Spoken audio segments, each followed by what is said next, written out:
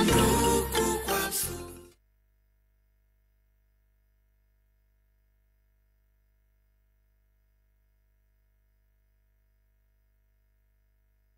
เจ๊ขอนี่เร็วๆทางจังหวัดเปิ้นมีประกาศเตือนคนเฒ่ากับคนที่มีโรคประจำตัวบ่ให้ออกจากบ้านเพราะฝุ่น PM 2.5 เกินเกณฑ์มาตรฐานเกือบ300เลยนะเจ๊ไหนบ่ล่ะสุดๆเลยนี่แดงเถือกเลยถึงว่ากะรู้สึกบ่ดีมาหลายวันอย่าจ้ำกับบ่จ้ำอย่าไอกับบ่ไอ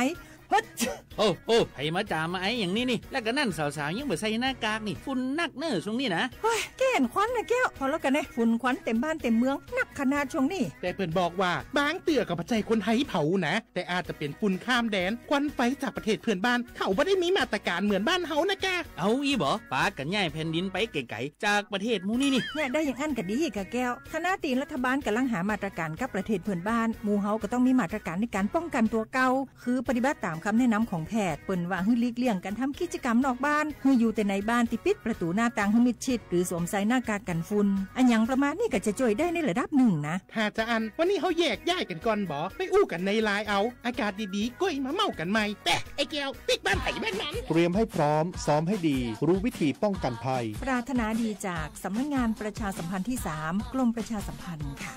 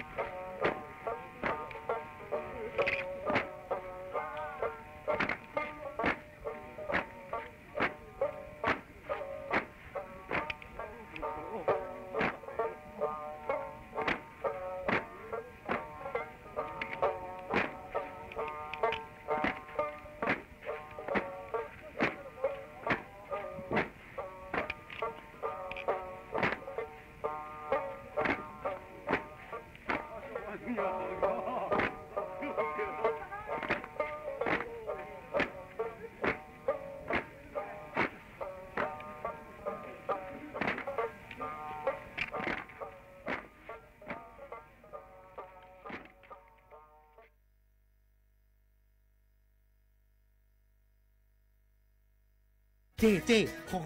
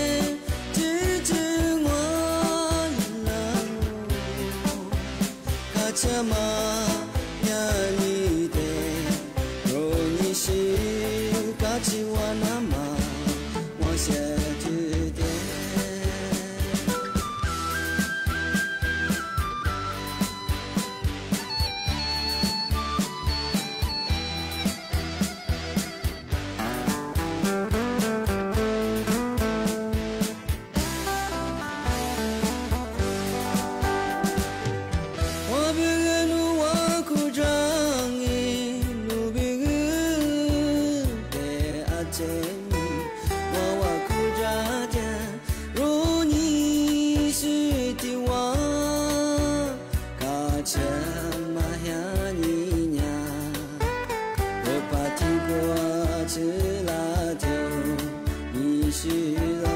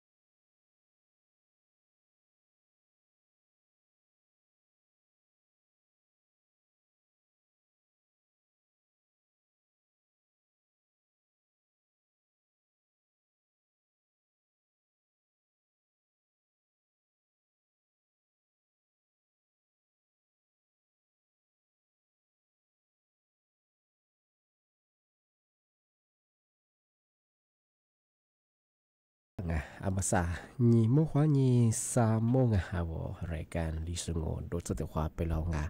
อาวลิสงประกาศก็แบบท่าจิ้นหมายสถานีวิทยุกระจายเสียงแห่งประเทศไทยจังหวัดเชียงใหม่ว่าโดจางเนี่ยไปโฉมโมขวาญีเจมัวที่ขวาโดยับที่โมลงมันจะคือญีโมขวาญีซาโมที่นี่มาคือญีขวาด้วยที่นี่ขวาญีหัวเนี่ย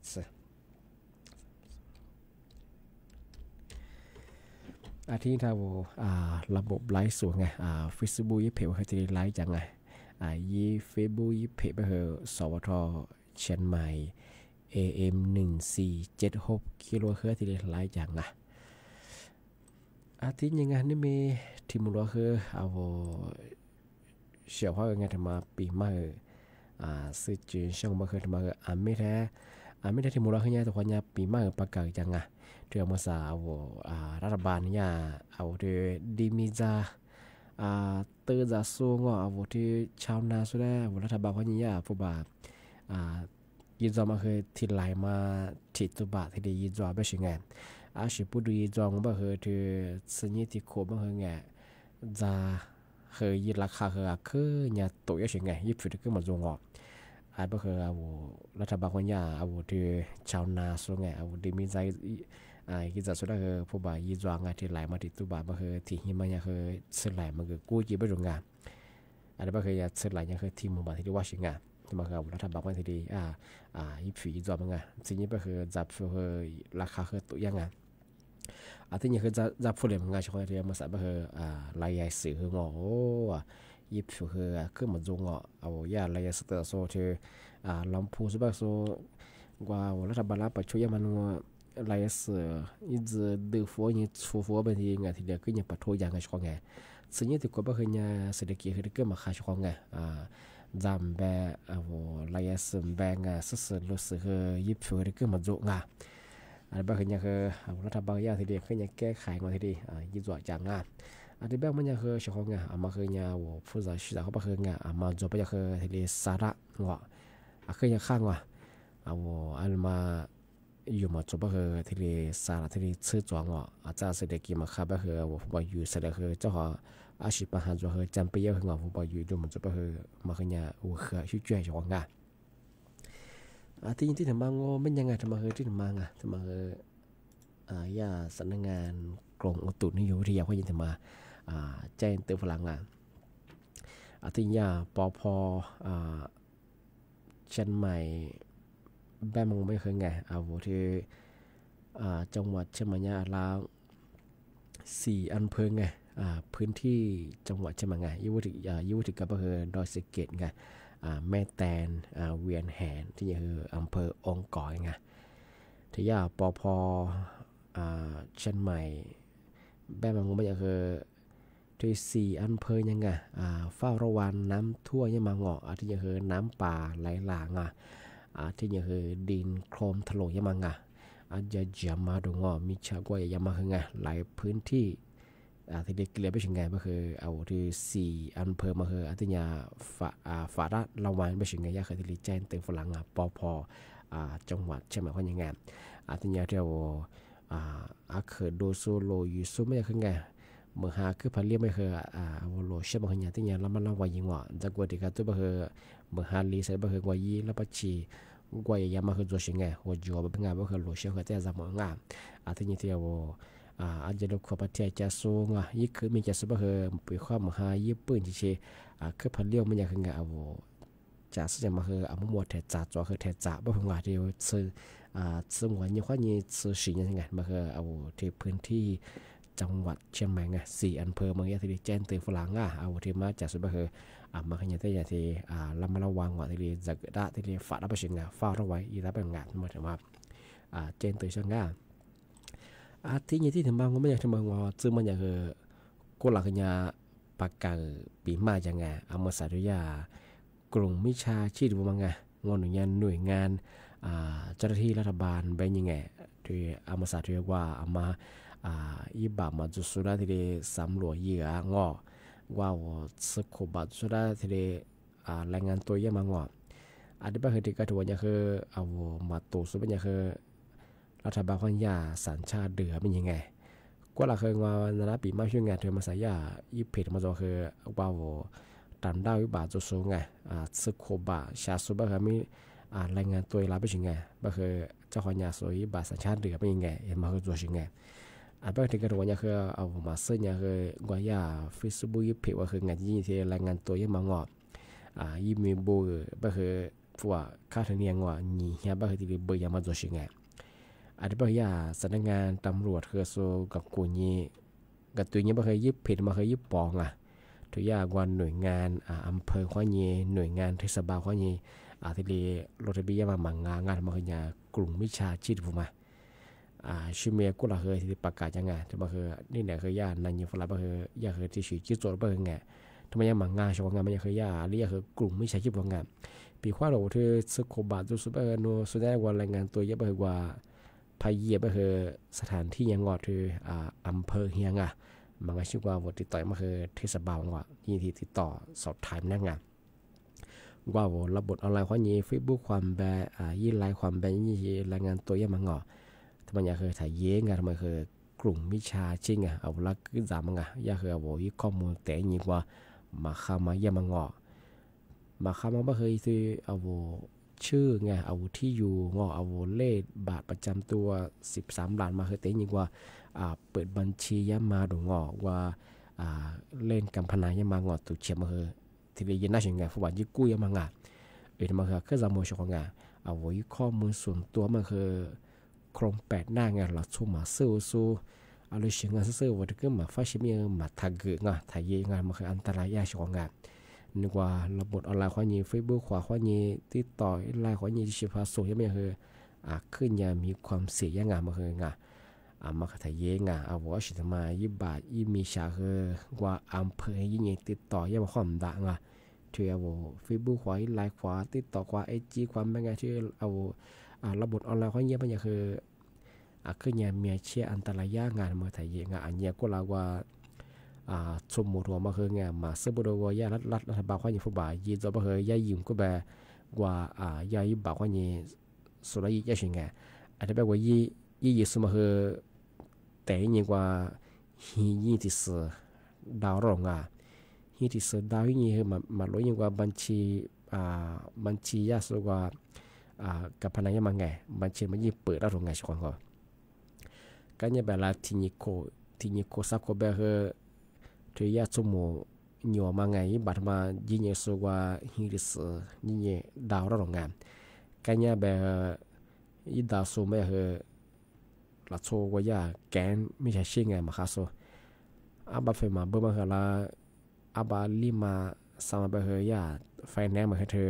เจ้าของบ้านยิ่งขอเราชิงโนฟุตบอลมาสวยยิ่งกันยังมาชูมืออยู่ว่าคือชินซึ่งเฮียหมอได้โจแต่ความหมายจากโจเป็นยังไงช่วงฟุตบอลที่กูหลังมาเป็นยังไงกันยังเบอร์ยาซื้อเบอร์เนี่ยกูละ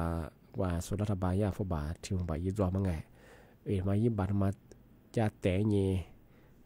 ว่าฟุตบอลยิ่งยิ่งที่มันจะเสือยิ่งดาวเราชิงไงกว่าสุดเราชิงไงมาคือที่ตัวชิงไงชอบไงอันนี้ก็คือเอายิบบัตรเอายิบข้อมูลส่วนตัวมันจะคือไงมาเสือสุดเราที่ตัวทักเกอไม่ชิงไงหลักชุบมันจะคือเอายิบพิมพ์เสือเอายิบมาเสือมาค่าสุดตัวไงชอบแบบนี้เอายิบข้อมูลคือเนี่ยสำคัญยังไงอันนี้คือมาถ้าเกิดทำไมเนี่ยอันตรายยังว่าข้อมูลแต่ยิ่งกว่าเปิดบัญชีไม้มาว่าโหลดาวยอดดูกูที่ได้ยังไงสุรักข้ามปากกายยังมาถ่ายเยงมาคือเนี่ยอันตรายยังไงมาคือที่ได้ถึงมาปีมาแจนเตอร์ช่างกับชนงานที่นี่ที่ถึงมาไม่คือมาคืออันนี้ก็เราคือประกาศยังไงที่มาสาโซว่ายาใบขี่สอดมาโหลมันยังคือสาตัวก็คือที่เดียมาจงที่ก็ต้องบอกใบขี่รถยนต์พอว่าไม่เคยหนีตัวเป็นยังเคยนี่แหละที่คือลำมาคือจงที่ตรงไหนเฮียตรงสาตัวเป็นไงนัวยังมาเชื่อนัวข้อมูลสุฟราอย่างเฮียอาจารย์ว่านี่มีสมัยไปเหรออาจารย์มันเคยยาสุฟราเป็นยังไงที่มาคือจวงแต่ก็ต้องบอกใบขี่คือสอดรูปว่าไปเหรอว่าเฟซบุ๊กคนนี้แชร์ส่งมาคือมีอะไรยังไง อาจจะเป็นยากกลุ่มมิจฉาชีพมาว่ายี่โปรไฟล์มันเป็นยากจุดสำนักงานขนส่งยี่บิวแต่แรกคือเงาะรูปภาพโลโก้นึกว่ายาเจ้าหน้าที่สำนักงานที่ช่วยแต่นี่คือนี่โฆษณาเนี่ยมาคือตัวสิ่งไงมาปีว่าว่าไปขี่สาวใช่ป่ะคือติดต่ออีกแล้วว่านกก็เดือดเรามาชี้ไปยังไงนุ้ยข้อมูลสุดฟังยังจำเคยเป็นยี่บาทมาสูงไว้เป็นไงอีกมาคือตัวสิ่งไงเนี่ยก็เราคือเราโชว์ยังมาสู้ไปคือสมัครสู้ตัวสิ่งไงก็เนี่ยไปคือโดนหลอกสิ่งไงสู้เกลือสิ่งไงผู้บ่าวเบอร์ไปก็นี่ตัวเบอร์สุดท้ายไปชิมาสุดฟังอ่ะอีกมาคือตัวสิ่งไงก็คือมาเนี่ยที่เนี่ยเรามาเล่าว่ายังไงสุดไปขี่ภาษาไปคือว่าสำนักงานยี่สอความดังอันนี้ว่าสุยาบริษัทยี่ว่าเราบทเอาละข้อนี้นุก็เดี๋ยวมายี่นู้ที่แหละใบเขียวว่ามันยังคือหมอนดูเฉพาะไงอันนี้คือเอาก็เดี๋ยวยี่ว่าเฉยไงนู้ยี่เสียว่านู้ยี่สอยี่ว่าเฉยไงนุก็เดี๋ยวมายี่กว่านู้มีความใจนะใบเขียวธรรมชาติเป็นยังไงเขาบอกโอ้อะไรนู้มันยังคืออันนี้คือยังคือกลุ่มมิชาชิงไงยี่บ่ายยี่ปองนู้ยี่บ่ายยี่ปองพออยู่บ้านมาคือสุพรรณยามแล้วบ้านนู้คือมีความผิดต่อเฉยไงว่าที่ญี่ปุ่นเยอะใช่ไหมมาขยันแล้วมาลองว่าเยอะมาใส่เห็นยังบ่คือกลุ่มมิชาชีพมันบอกว่าฉุกก็มางอเมียจุงบ่คือมาที่ไทยเยอะเอาไปขี่ช้ายี่บาช้าบ่คืออะไรสิเยอะคือกว่าอำเภอเฮียงเทศบาลด้วยสิมันก็ชื่อว่าไปขี่ช้าบ่คือสำนักงานขนส่งแต่ละอำเภอเงาะแต่ละจังหวัดจุงเอายินดีติดต่อสอบถ่ายเยอะช่วงแต่มาคือถึงมาปีมาสุดใช่ไหมอาจจะเป็นยังไงเมื่อสันนั่นคือหมึกว่าแต่ว่าเงินนังมาคือลิซูชิมุกว่า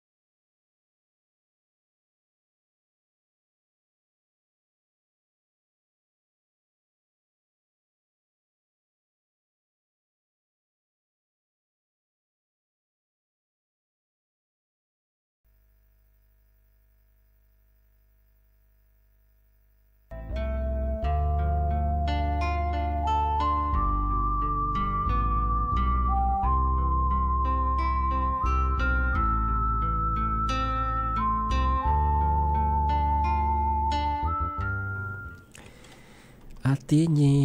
ที่ที่มาปีใหม่สุจินชาวชาวพลังงานเดี๋ยวมื่อสาเอารัฐบาลไงเอารัฐบาลว่านี้ที่เอาว่า7กลุ่มเสี่ยงไงที่ฉีดบูรณาญาในสื่อวัคซีน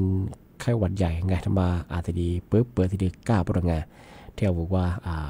ผู้ป่วย7กลุ่มไงที่ฉีดบูรณาไงกลุ่มฉีดบูรณาฟรีก้าวไงมาคือภายในที่เหตุซาซึที่นี่ไงคนนี้ว่าที่ดีก้าวปรงไงที่เบลของมันเนี่ยที่เอา7กลุ่มไงที่ฉีดบูคนนี้ไม่เคยไงว่ากลุ่มเสี่ยงพวกมันคืออาลิติบุมังงานาเดินซาจุสมังงาวากามังงา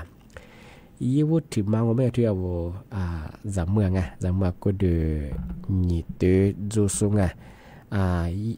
กว่าว่าซื้อนี่12วันยังไงนี่จะนี่นัดซึ่งไงที่เอา12สัปดาห์ถึง20สัปดาห์ไง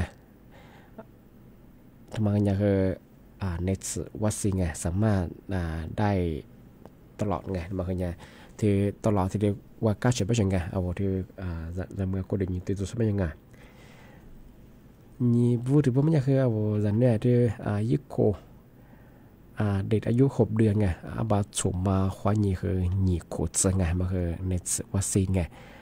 ป้องกันไข้หวัดใหญ่ไงฟรีก้าไงสามารถถึงมาเพื่อที่ผู้ป่วยโรคเรื้อรังไงฉี่นางไง7โรคไงปอดอุดตันยังมันงอที่ปอดเรื้อรังไง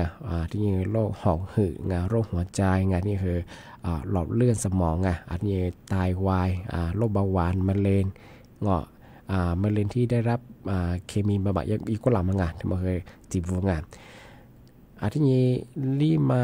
รีพูดถึงผู้เรียกว่าผู้สูงอายุไงยุโค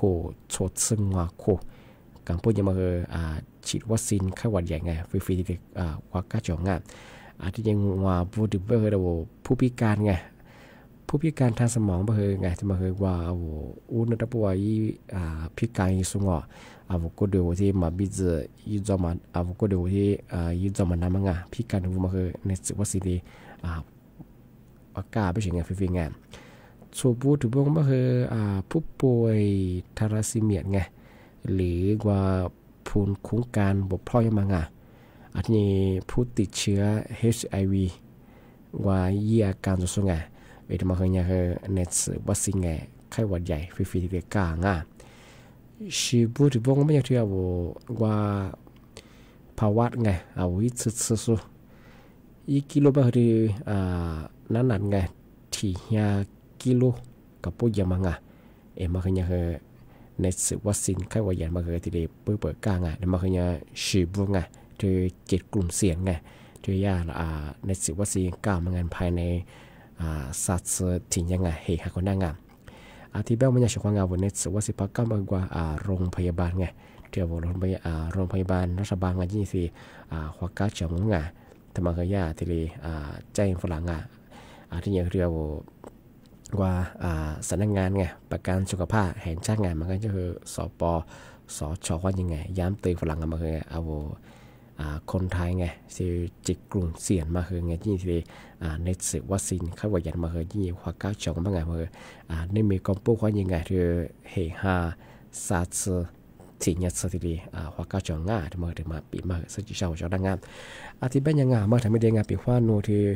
จิบกลุ่มเสี่ยงมาจากสุดไปไงในสื่อวัคซีนไข้หวัดใหญ่มาคือที่หัวก้าจังง่ามาเปิดกลางก็เราทั่วภาพเบอร์เลยที่เธอไม่เคยหวายเฮียสิ่งที่ได้บอกว่าสิ่งเฉพาะไงที่เธอในสื่อวัคซีนก้ามังงาทำไมรัฐบาลคนที่ได้ยืดจอมังงาที่บ้านงานนี้ไม่ถึงเราคือนะปีมาคือที่เรียนจอมก็คือสั้นแดงฉุมโมควันยีจิโม่แต่ความมูลค่างานได้เมียรายการดีสุงประกาศกุบทาจิมหมายงานสถานีวิทยุงานกระจายเสียงแห่งประเทศจังหวัดเชียงใหม่ตัวอย่าง3 โมง2 โมงควันยี3 โมงในก็คือฉุมโมควันยีจีมัวที่ตัวอย่างอาจจะเป็นนี่มีคือน้าปีมากที่เราจวงอาจจะเป็นแต่ไม่ดีเฉพาะที่นี่มีความยังไงนี่มีความยังสื่อเหตุเนี่ยซึ่งโซมพันเหนือก็คือทยากรงอุตุนิยมวิทยาทยาหมู่กุญยิโซเตยิโซแจ้งเตือนไม่ใช่ไง เอาพัดเหนือบ่เคยไหลพื้นที่งานที่ก็จะบ่เคยมีโลหะอยู่เมืองหาขึ้นเรียบโรงงานเอาสมมติจะโซเอากับปากกันมีจะสบ่เคยงามาก็เดี๋ยวมากว่าชื่อจำมงานที่ยังว่าจะลบกับเทียจะโซงอปีความเมืองหาคือพันเลี้ยงงมันอยากคือมีโอกาสว่าอาจจะเจียมางอที่ยังว่าหัวจัวบางคนยี่สักหรืออย่าลำมางอดินทะลุยามาแล้วก็เชี่ยกว่าอย่ามาคือที่เกณฑ์หน้าโรงงานบางพื้นที่งาไอ้พวกมาขยันคือตั้งยาฝาละจำมือบางทีแจ้งตือฝรั่งงงาทำไมยาปอพอเชื่อหมายความยังไงอันนี้บางคือนั่นละปีมาคือที่แหลมจงกันบางคือสั้นในไงสุมุขวัญยี่เจียมวัดความมูลความง่ายข้อว่าสวัสดีครับ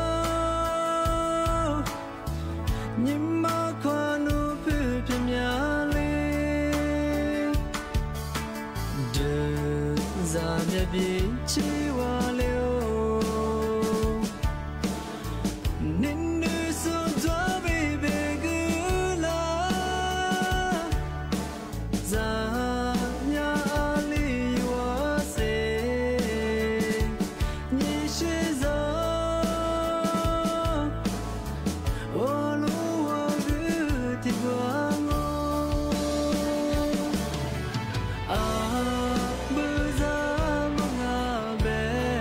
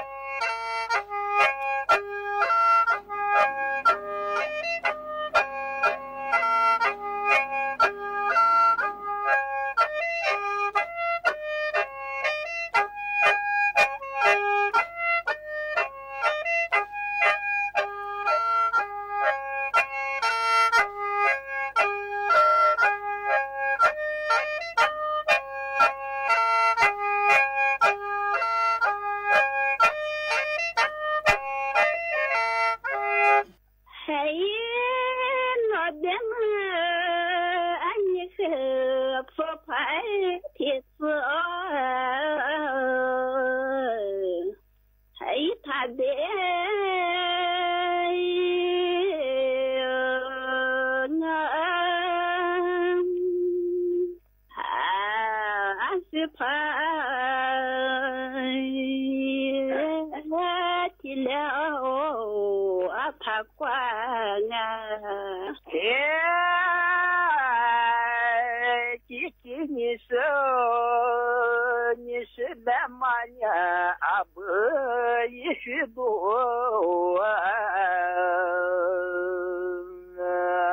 เฮ้ยบา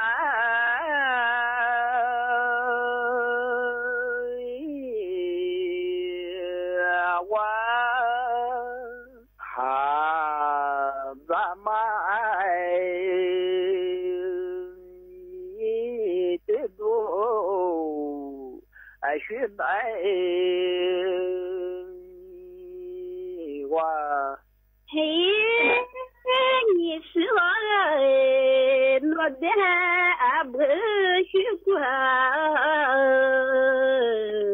阿个白。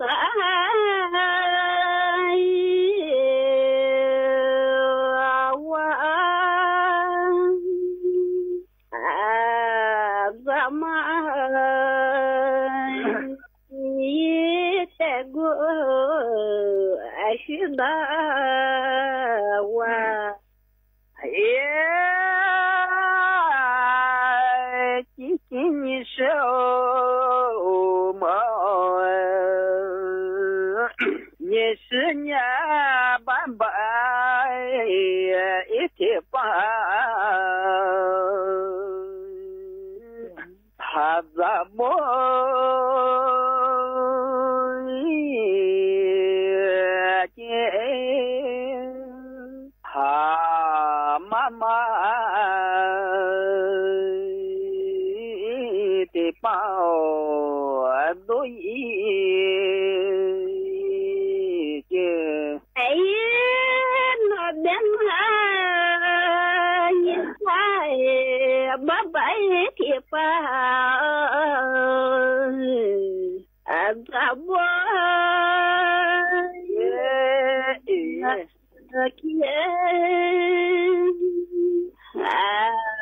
妈妈，铁包阿都也给。每次不做咋不接，你做咋子都一接。嘿，但是和计较。你是妈妈娘，没错，不多。ไทยรักสุขภาพฟังทางนี้ขอเชิญร่วมออกกำลังกายสร้างสังคมสุขภาพดีกับโครงการแสนนำใจไทยทั้งชาติเดินวิ่งปั่นป้องกันอัมพาตครั้งที่ 11 เฉลิมพระเกียรติด้วยแนวคิดใหม่ออกกำลังกายเป็นนิสัยห่างไกลสโตรก No Stop No Stroke สมัครได้แล้ววันนี้ที่ wrb11.thai.run ถึง 31 สิงหาคม 2568 มาร่วมกันทำให้การออกกำลังกายเป็นส่วนหนึ่งในชีวิตประจำวันแล้วมาเดินวิ่งปั่นพร้อมกันทั่วประเทศ 2 พฤศจิกายนนี้